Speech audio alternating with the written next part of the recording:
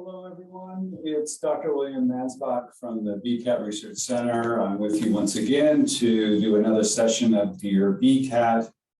This is a series in which professionals such as myself will answer questions that you send us. These are typically questions from clinicians or providers who are in the field. Today, we have a particularly interesting question and a timely one. So this one is from Carrie, who's a social worker. Looks like in the DC area. Carrie writes to us, I am a social worker doing outpatient and home health work. I've noticed higher rates of depression in my patients since the end of November. Can you comment on holiday blues and depression in the late fall and winter? Well, Carrie, I can. And I said it's timely because we're doing this recording in the winter, right around the holidays. So thank you very much for your question. So the first thing I'll say is holiday blues are a real thing. They're not a fiction. We've actually known for a good 50 years of research that depression in December, and actually particularly in January and February, is greater. Incident rates are greater than in any other time during the year.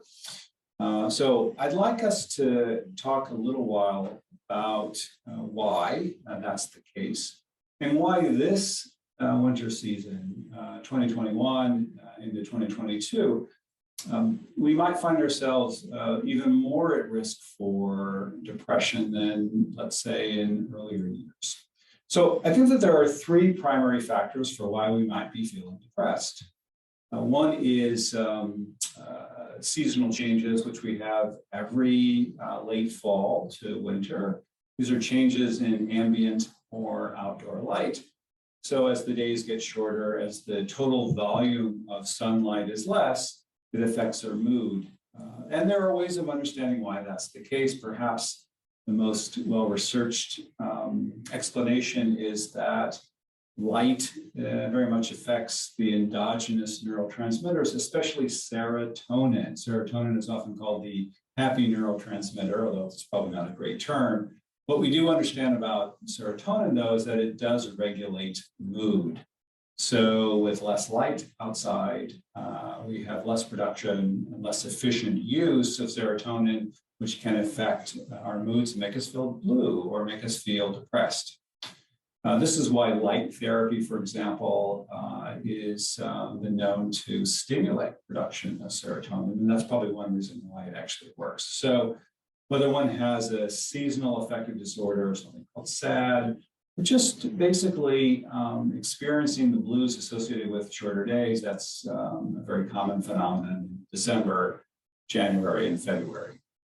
Secondly, the holidays, by their very nature, bring about strong emotion in us, and they are associated with more stress, even if it's about happy things. With respect to strong emotion, what I would say is that, during the holidays, we tend to think about past holidays. Maybe we think about people who have passed, who are no longer with us. We might think about, from a stress standpoint, all the planning that goes into holidays. Will people be able to make it? Where are people going to stay?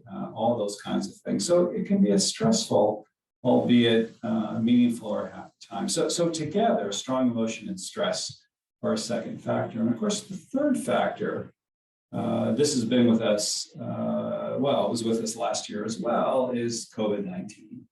So not only are we more at risk at this time, certainly the Omicron variant is making its way speedily, unfortunately, in our populations, in our friendships, families, work environments, and so forth. So that has a negative impact. One, the pandemic's been with us for nearly 2 years, so we're worn out by it. But it also affects us in terms of travel and seeing holidays. I'm seeing friends and family during holidays and things of that sort. So if you think about it in that respect, this is really, I think, a real difference maker. So we've always had changes in sunlight and so forth. We've always had stress associated with, say, the holidays.